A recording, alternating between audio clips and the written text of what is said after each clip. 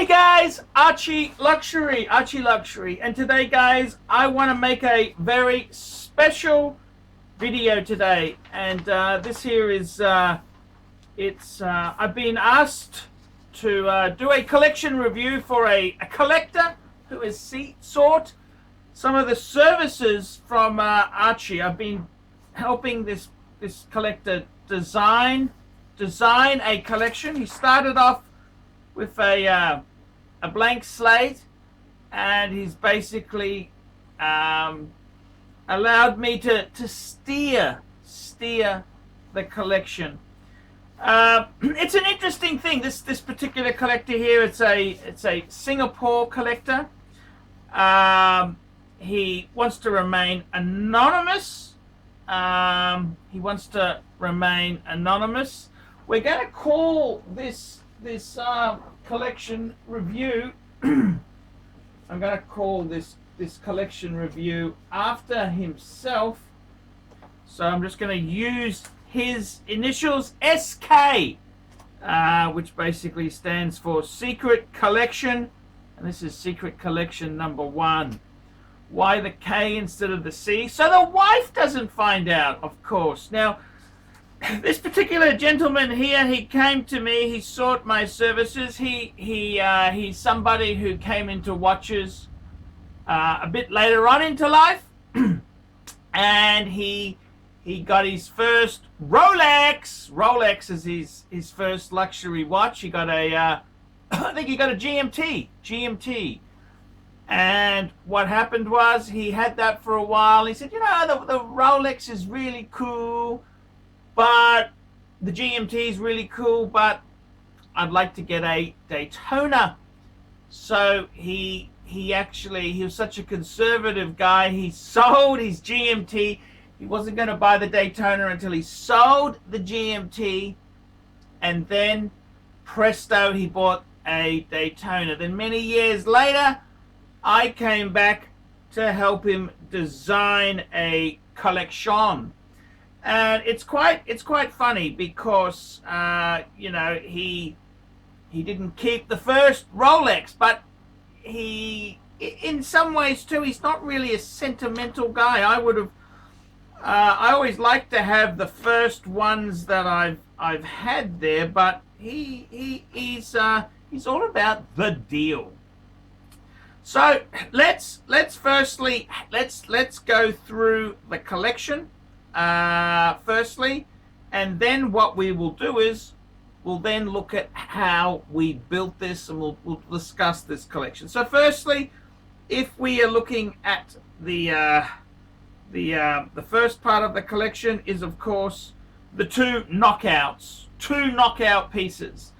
And what are the two knockouts? Well, it's Patek and Lange, and we've gone here. He could have had any model from this range, and what we've done is we've gone for, it's very important, value for money. Even though this is a extensive collection, we've never lost sight of the fact that we want to have retained value. So we basically have here, we have a Patek Philippe World Time. That's the 5110P, which is the platinum, 37 mil World Time. And so we've got the World Time in platinum, and then we've got a Lange. This was my advice. I said to him, please get a Lange. We've got a Lange Langmatic, which is their range of, it's a PC, perpetual calendar. And I've always I said to him, the top shelf is perpetual calendars. That's what you really want to get into. Whether it's Patek or Lange that you do it through, doesn't really matter. So we looked around for a very, very good deal, and this is the two. So I mean, you could have flipped a coin and said, well, we could have had a yellow gold World Time and a platinum Lange, but it's just how the cards fell there. And so that is the top shelf of this collection here itself. The top shelf is the Lange and the Platinum World Time. Now, I got to tell you, this collection here is probably one of the best collections in the world. Now, there's 25 pieces I'm going to show you, 25 wristwatches. And, you know, in this world, there are always people who are poorer. There's always people who are richer. Now, if you go to some Middle Eastern countries, there are people there, sheiks and princes, who have every Rolex ever made. That's a different league. That's a ridiculous league. The interesting thing you find with people like that, sheiks and princes who have unlimited money, they normally don't have the standard, everything's iced, everything's blinged. It's not easily tradable type pieces. And the prices they pay are astronomical, and they often at times struggle to get their money back if they move out. So this collection here, I think, is one of the best in the world, in the sense that there's always people who've got more, there's always people who've got less. This is a good, when I say best in the world, I would say this is probably the top, I would say top 5% of collectors. Now, there are super rich who would laugh at this and say, that's not a fantastic collection, I'll show you, but it's not a dick pulling competition. This here is a look at what I consider one of the greatest collections of all times. And it doesn't belong to a museum, it doesn't belong to a family entity. This is a single individual who has bought these pieces. So 25 pieces, which I think you could look at a collection and say, well, what's a good number? And I think, you know, to be the greatest in the world, it needs to have some scope. And it also needs to have some realism in it there. If we just had all Langes or all Richard Milles, well, it'd be like a Producer Mike video. You know, yeah, it's kind of, but it's not within grasp. This collection here has been built with value retention, investment potential, and also enjoyment. So it's a multifaceted collection. So I wanted to bring out the two heavy guns, start off with, and explain the dynamics of this collection. This is not a show-offs, iced, it's not like John Mayer's collection, everything's super this, and oh yeah, it's this. Well, that's so far out of reality for the normal person. This is a collection which people out there may have some of these pieces. The amazing part is this particular individual has so many of these amazing pieces. So that's why I wanted to start at the absolute top. The absolute top. And I've said to my the collector, I said, look, Patek and Lange is it, really. Richard Mille, I didn't advise to go that way. I think Patek and Lange, that's really the two best ultimate brands to have. So we wanted two no compromise watches. He actually had a bit of a play around on the sizing. The sizing is an interesting thing. He looked at the 5110 in platinum. He looked at the 5130 in platinum, which he could have easily have bought instead, but he at the end of the day he went for the 5110 because of the dial, which he preferred. This was also a box papers example, very complete, original, beautiful piece, and it's just one that he loved. The same can be said for the Lange itself there. A perpetual calendar Lange, wow. And he's also bought this one. This is a yellow gold, and some people, he's always had an investment eye. This piece was for sale. This piece actually came from Vintage Watch Co. in Sydney. And I did mention it to another enthusiast, and he said, oh, it's white, yellow, gold, not interested. This collector here knows when to pull the trigger. He doesn't muck around and say, oh, it's yellow, gold, it's no good. He said, hang on a minute. Yes, yellow gold is a little bit out of flavor at the moment. However, Untitled discontinued yellow gold. They're doing white gold, rose gold, and platinum. The investment potential for yellow gold is massive. And considering that it will get a discounted buy price, this makes a very smart acquisition, because we want to beat the morons in the game, the morons who look at it and say, oh, it's yellow gold. Well, yellow gold is gold. As Suckerhorn said, yellow gold is yellow. It's not like copper. It's not white like silver. It is yellow. So that's partly, so that's the two top end pieces, which I don't think you could criticize either of those choices there. That is the peak. So at number one spot, two pieces. It shares its platform, a Langmatic perpetual calendar in yellow gold, and a I think that's about 40 mil, 40.5 mil, so just under 41, and a 37 mil Patek 5110P platinum, probably the most beautiful world tied with the guilloche, the Ployant buckle in platinum. Absolutely amazing piece indeed there. So that is our high end. Now, this collection isn't just all Lange and Patek.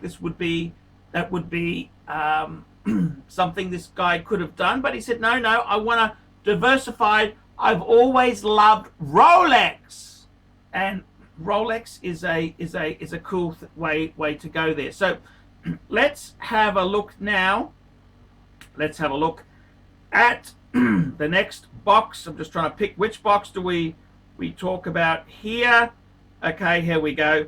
So let's look at the Daytona box. The Daytona box, because it's got a lot of Daytonas in it. So if we have a look at this picture here, we have got there. This is an amazing start here, I've got to tell you. The Daytona box. Okay, we've got steel. We've got, okay, what do we got here? We've got a 116520 2010 white dial APH. It's got the Bloom Chromolite loom in it. So the APH, that's kind of a little novelty with Daytonas. The APH, that's the font where it says chronograph. APH is kind of stands out there.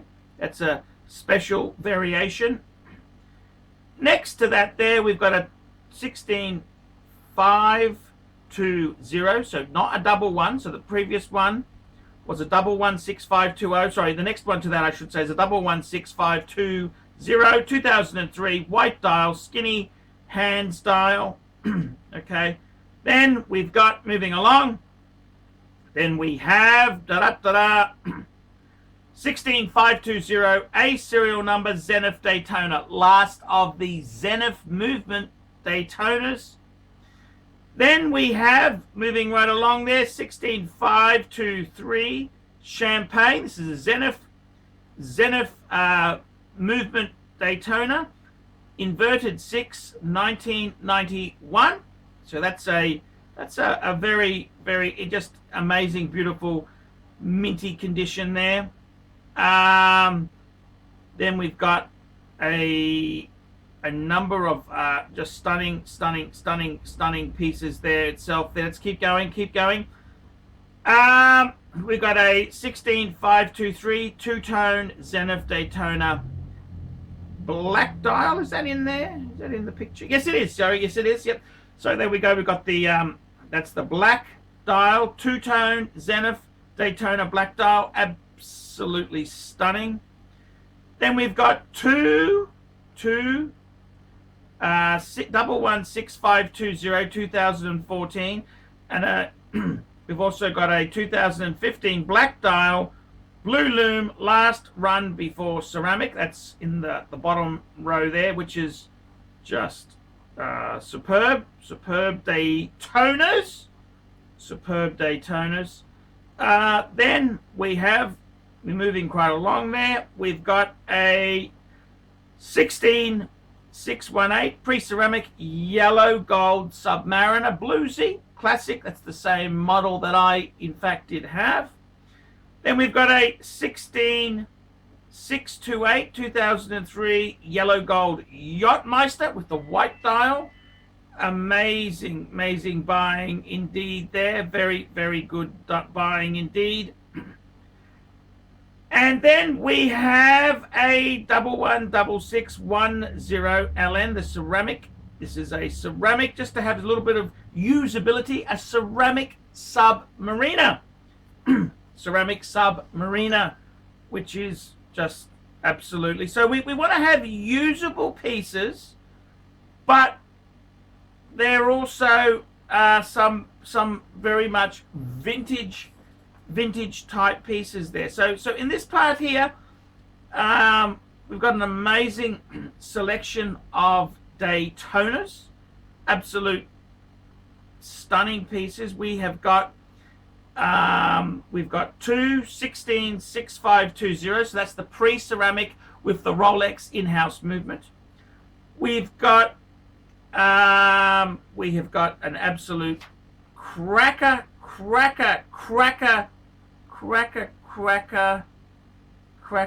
jacker. We have got, I'm just trying to hang on.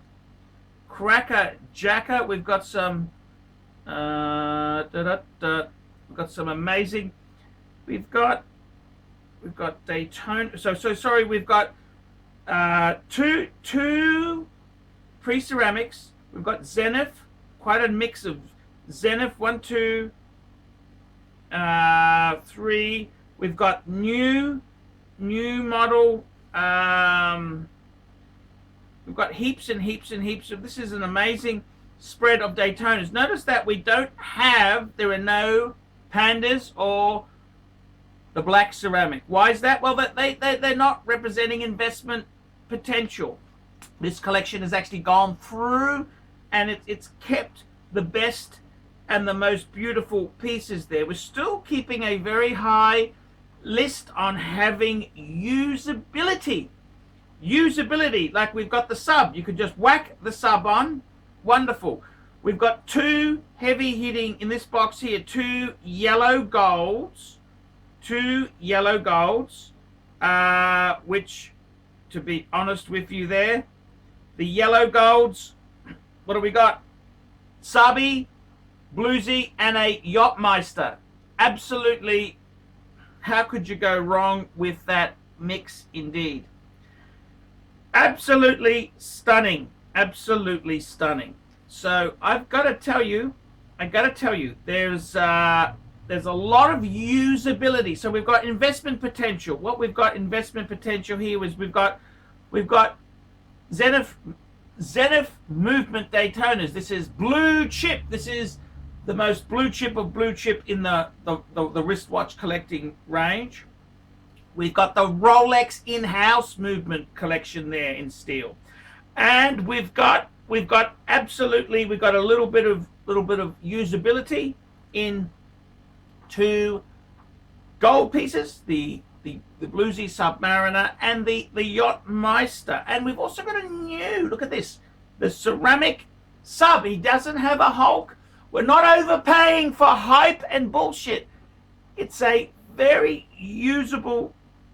The usability incredibly high there. That's what we need to really stress here, is the absolute usability. So investment wise, very safe buying, safe as houses.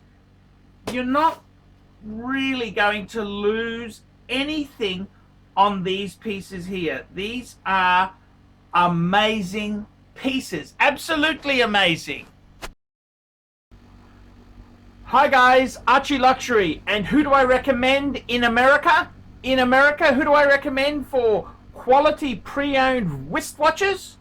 David SW, David SW, David SW. Go to davidsw.com. He is the best, the greatest pre-owned dealer in all of the United States of America. David SW, David SW, David SW. Okay, let's move on to the next box. This is a next box here, which is very interesting indeed. This is an interesting box. This is the vintage box, and I gotta tell you, man, there is some really fascinating vintage pieces this guy's collected here. He's gone all out. And let's start here. So what do we got here? We firstly got a 16750 Rolex Gmt Pepsi. We got a 16750 Rolex Gmt Pepsi. That's the 1675. That's like the 1680 of GMTs. We've got the 16700 GMT Black. We've got a 1680 Red Submariner. We have got two 1680 white Submariners. We've got a 166.5, that's the white dial, white, it's not in red, it's in white, Sea Dweller. We've got a 16808 nipple dial Submariner. We have got a 1655, which is a Explorer 2, Steve McQueen.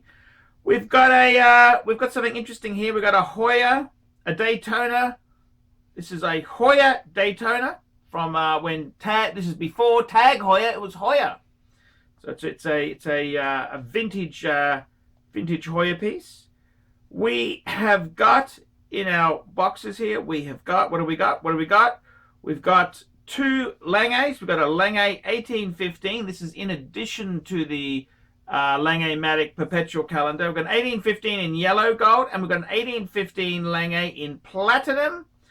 And we've also got a Zenith chronograph, a funky Zenith chronograph there. So as you can see there, this collection here has got a lot of scope in the sense that we've got some pieces are very, very, very valuable. I mean, look at the Rolex pieces here. What do we got here? Look at this. This is just a dream collection. 16750. That's one of the mid 80s. That was the model that replaced the 167.5. We've got the 16700.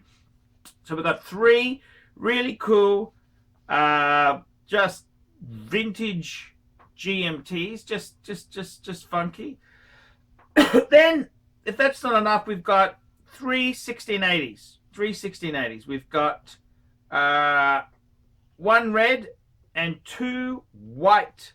When I say white, because Submariner used to be in red, but these are referred to as white. So he's got one red one, and he's got two white. He's got a 16808. That's a solid gold nipple dial Submariner.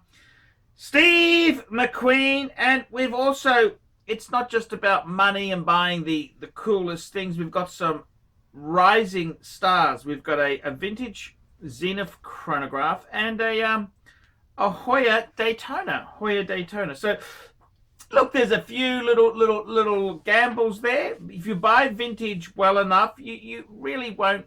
You buy nice sports watches.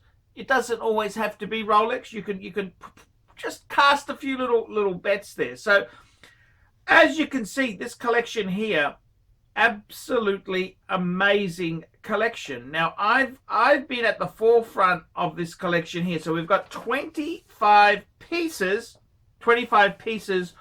all up. And I've got to be honest with you, this is probably one of the greatest collections for mere mortals to have there. And as I said there, when I have seen the super duper, the Middle Eastern type collections, they often have many iced out. They're not really pieces that you can easily get out of there.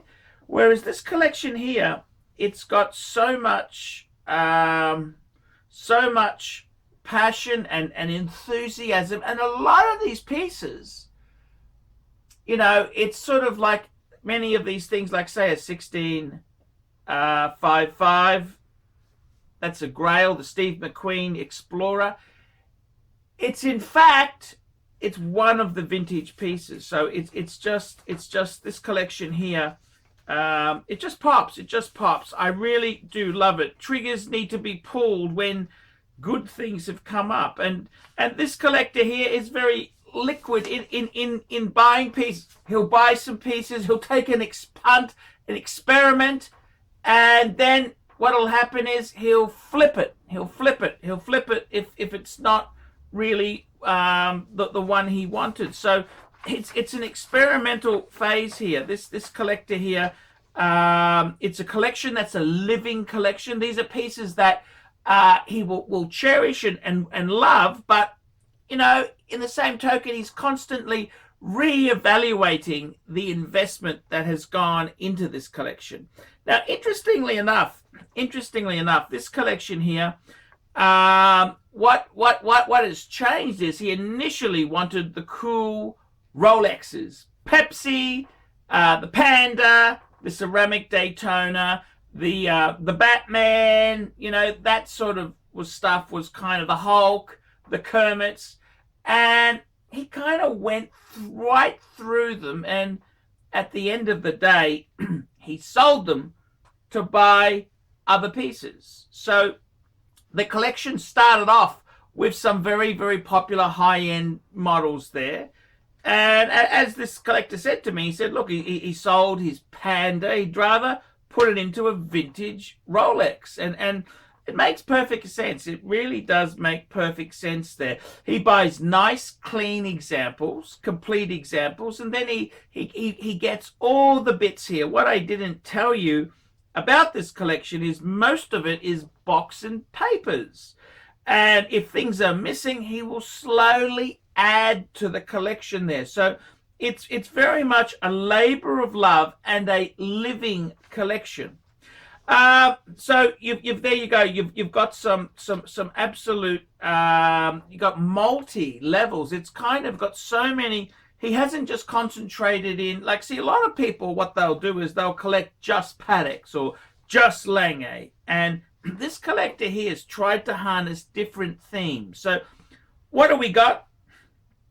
Well, at our high end there, we've essentially got 4 very high end. We've got 1 Patek, a platinum world time, and 3 Langes. Now, the interesting thing is it's all a story, see. So the yellow gold Langmatic perpetual calendar, this collector here, he actually bought the yellow gold 1815 with the sole purpose, the yellow gold, it happened to have come with a deployant Lange buckle. So he wanted that.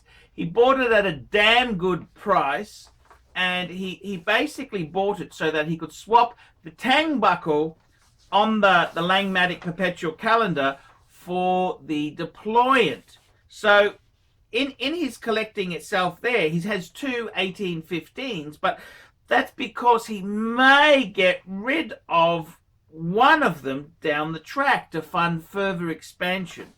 This collector here has had a number of other, he's had other Pateks, he's had a lot of modern Rolex, vintage.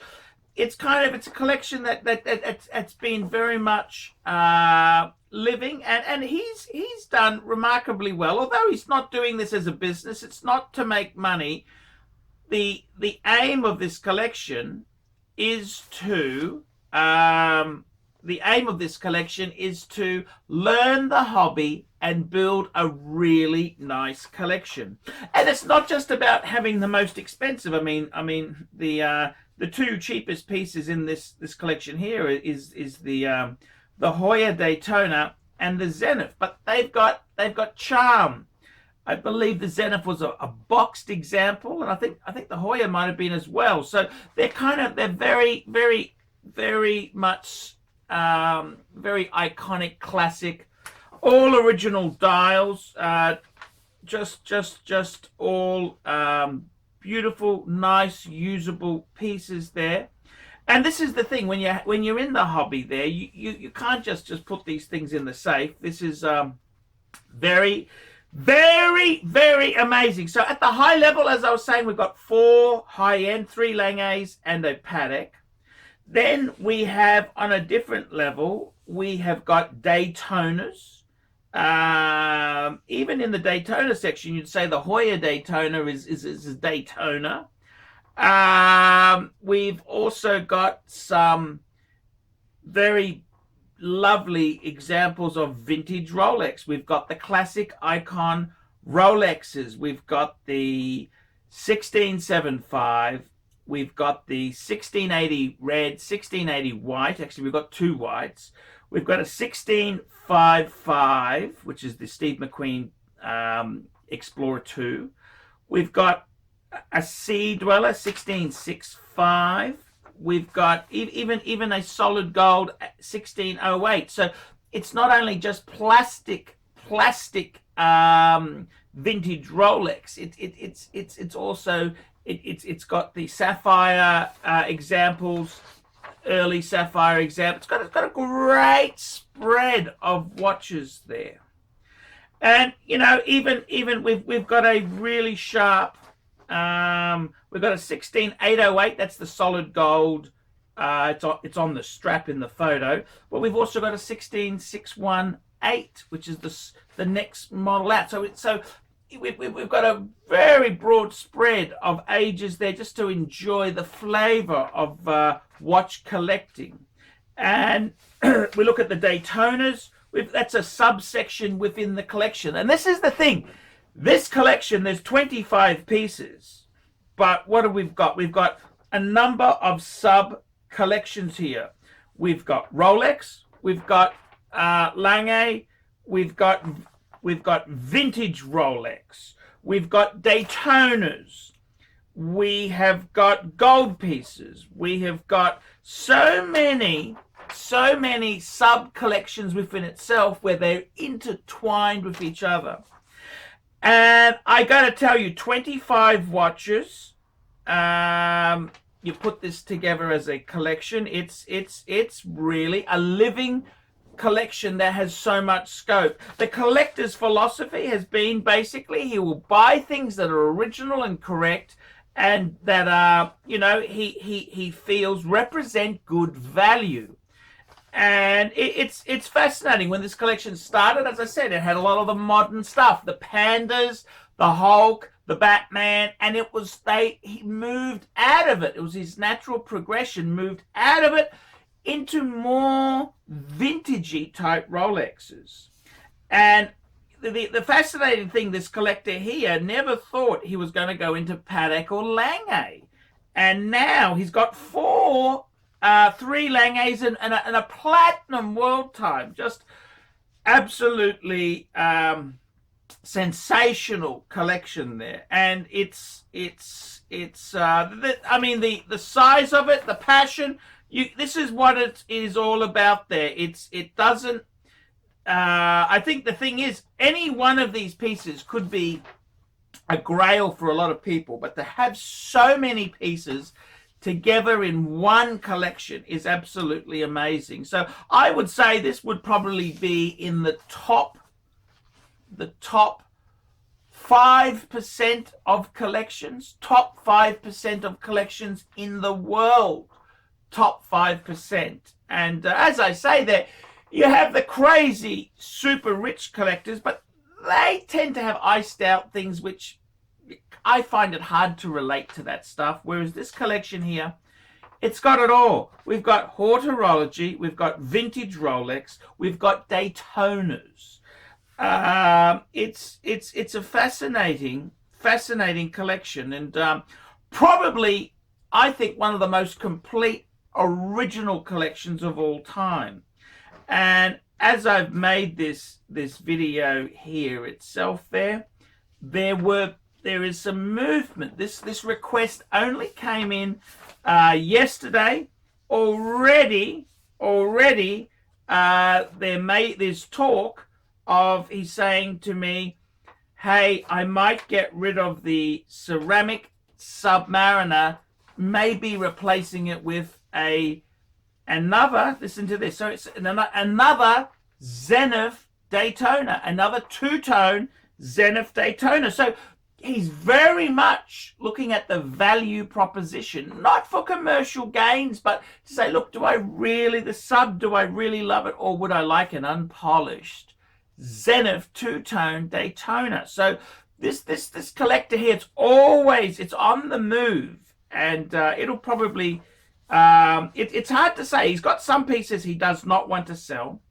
The vintage Rolex, many of the Daytonas, and the high end, the Lange perpetual calendar and the Patek World Time. Those are two keepers. There's so many keepers. It's sort of it's an interesting collection. I love it because it doesn't just has to be Lange. It has to be. He's got so many sub collections on so many levels, and he's not afraid. He's not afraid to say, hey, he's got a number of Zenith Daytonas already, and he says, hey, I might actually sell my modern ceramic sub. I don't need that. I'd rather get another two-tone. So often he's sort of ahead of the curve. So that's very much one of the greatest collections. I'd say top 5% of world collections. 25 pieces. Guys, tell me what you think. Guys, like, subscribe, and tell your friends. Tell me what you think of this collection. Is it crazy? Is it insane? I want to hear your comments.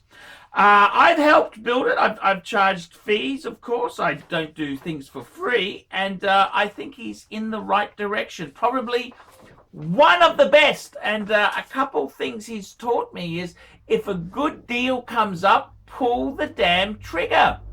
And often, sometimes it may not be in the metal of your choice, maybe in, say it's in yellow gold instead of rose. Pull the trigger anyhow and just see if you love it. So many people are so fussy, but they're buying on the pre-owned end, and a lot of these pieces, you can't be fussy like that. So there we go, guys. An absolute ball breaking. This is one of the greatest collections. Tell me what you think. This particular individual paid $500 for this review. I am prepared to do more super reviews. If you have a collection that's going to knock this one out, $500 US, and I will gladly review it for you. I'll make a long video and we'll discuss it, and I'll tell you my opinion. What would I add? Well, this collection here is so crazy. I would tend to say, look, I wouldn't mind adding, I would love to see maybe a annual calendar Patek, like a 5056 in platinum. I would love to see maybe a bit more Lange. He seems to be really obsessed with Lange. And maybe some more Lange in the collection there. The problem is with Patek and Lange, because they're made in such small numbers, it's very hard to be, to know what's going to come up. So, guys, tell me what you think. $500 US for this review here. I'm happy to do. If you've got a super collection, this is a super collector. This is super collection 1, a Singaporean. He's asked to remain anonymous. He's in the finance services industry, and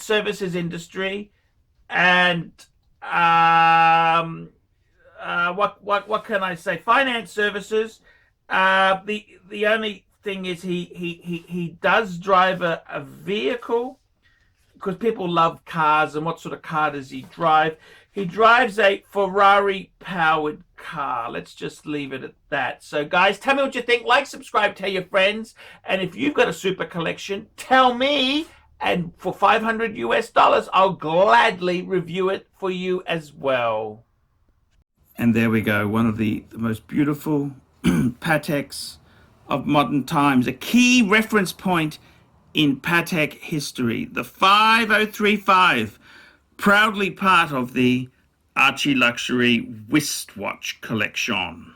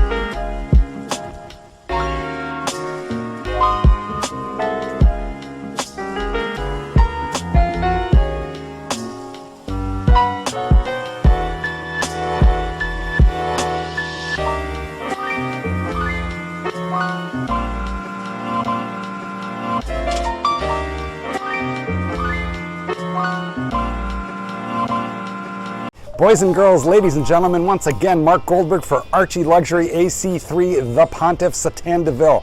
I want to sincerely thank you for having sat through this video because I know it was awful, but you know what? You do it for the greater good of humanity.